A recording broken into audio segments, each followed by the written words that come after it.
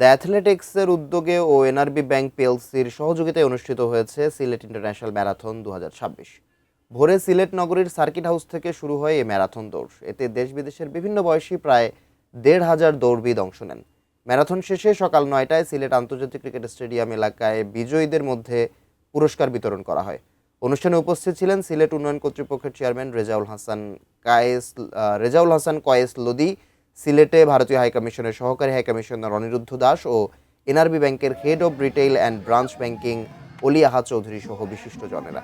আয়োজকরা জানান, স্বাস্থ্যকর জীবনযাপন, প্রকৃতি সংরক্ষণ ও টেকসই বাংলাদেশের বার্তা ছড়িয়ে দেওয়াই এই আয়োজনের মূল লক্ষ্য।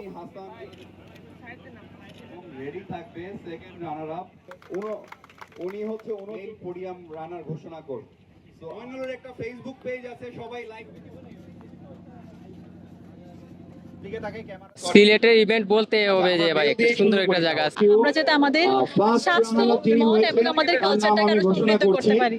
এনআরবি ব্যাংকের পক্ষ থেকে আমরা টাইটেল স্পন্সর হিসেবে অংশগ্রহণ করতে পেরে আমরা গর্বিত এবং আনন্দিত বোধ করছি। 1500-র উপরে অ্যাথলেট এখানে অংশগ্রহণ করেছেন।